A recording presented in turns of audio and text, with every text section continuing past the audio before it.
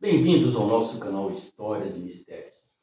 Hoje vamos falar sobre gigantes do ar que simplesmente se volatilizam. Desaparecem no ar como fumaça. Mas antes eu quero indicar um canal que é sensacional para quem curte principalmente arqueologia. É o Arqueobook. É fantástico, simplesmente fantástico. Ele coloca livros lá interessantíssimos de arqueologia e coloca um debate por IA. Vale a pena, vale muito a pena conferir. Eu sou o Marcarline Bueno e vou contar para você histórias que vão muito além da sua imaginação. Me acompanhe. É flagrante que o fenômeno que provoca muitos dos desaparecimentos de aviões, ele exerce sem dúvida uma certa escolha e também que a inteligência com a qual o mesmo evolui e de que dá com frequência provas sobressai cada vez mais no decorrer dos inquéritos abertos na busca de uma resposta. E nada impede que submarinos nucleares e navios aperfeiçoados se desintegrem, que aviões em provas secretas conheçam a mesma sorte. E a este respeito, o que me admira é que os fatos que apresentamos aqui tenham sido classificados pelos serviços secretos interessados de simples acontecimentos com uma origem natural.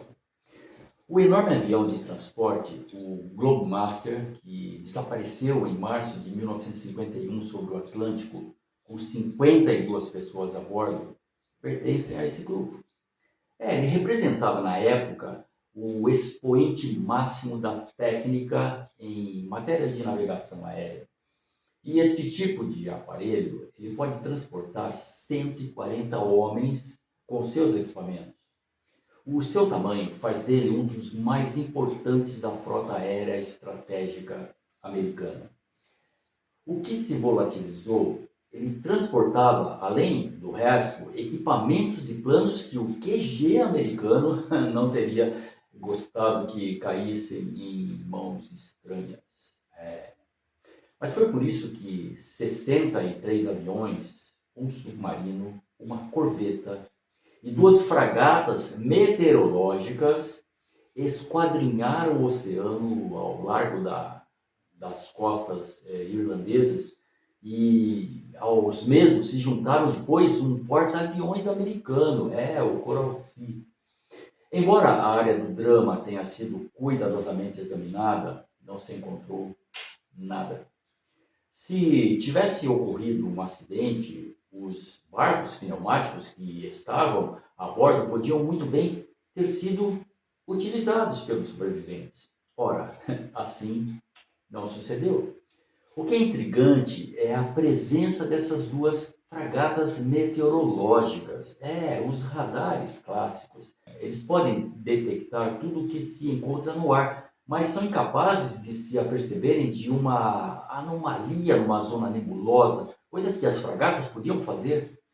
Agora, nuvens inquietantes, centenas de homens que desaparecem.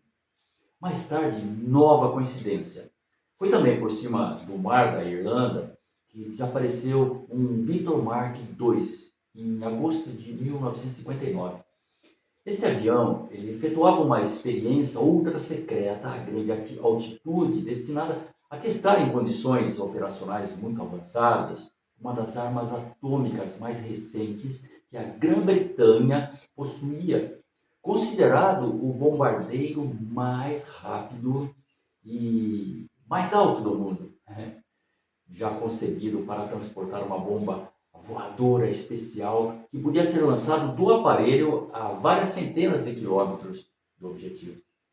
10 unidades navais participaram nas buscas. Um indício insólito surgiu uma vez mais, como em todas as intervenções misteriosas em que se dá um desaparecimento, foram avistados foguetes no ar. Também se descobriu uma mancha de óleo no meio da qual flutuava uma baleia morta. Contudo, no Ministério do Ar britânico, admiraram-se que nenhum sinal de pedido de socorro tivesse sido captado durante o voo. Os rádios ficaram mudos. Os investigadores admitiram então que tivessem ocorrido dificuldades súbitas no aparelho a grande altitude, que o comandante não tivesse tido tempo para dar sinal pelo rádio. Porém, tudo isso não deixa de ser pouco aceitável. Este aparelho ele possuía os equipamentos de rádio e de navegação mais aperfeiçoados da época, e sua estrutura fora rigorosamente experimentada e era tripulado por um pessoal de elite da Royal Air Force. Olha só, é quase impossível que tenha podido volatilizar-se. Não se encontrou qualquer vestígio dele. Foguetes no céu, dezenas de aviões que desapareceram. Mais uma vítima vem juntar-se a esta lista negra que inclui protótipos militares. Um quadrimotor de reconhecimento estratégico, um RC-135 da Força Aérea Americana, ele volatilizou-se ao longo do arquipélago das Aleutes, ali no norte do Pacífico. Isso foi em junho de 1969. Ele estava encarregado de detectar e de registrar as comunicações de rádio soviéticas. E 6 meses mais tarde, foi a vez de um caça Corsair de um só lugar, que desapareceu ao largo da Sicília, que já comentamos aqui em postagem anterior. Tratava-se também de um avião experimental dotado de uma aparelhagem de detecção ultra secreta, mas não conseguiu, sem dúvida, detectar a tempo o fenômeno súbito que absorveu o avião e o seu tripulante, sem lhe dar tempo para lançar qualquer apelo, qualquer pedido de socorro. E no mesmo dia, 2 outros aparelhos desapareceram no Mediterrâneo. Depois, foi a vez de um avião russo que, a 20 de julho de 1970, transportava auxílio para as vítimas do terremoto do Peru. E após ter reabastecido na Islândia, volatilizou-se sobre o Atlântico. Era um Antonov 22, um dos maiores aviões do mundo. Repare que os aparelhos que assim se volatilizam são, na maioria, americanos, mas como sucede com quase todos os acontecimentos que se situam na Rússia, são raras as notícias a seu respeito. Só podemos supor que os desaparecimentos misteriosos também lá devem ser frequentes. Seria muito de admirar que um tal fenômeno fizesse distinções entre as nacionalidades a que pertencem as suas vítimas, não é mesmo?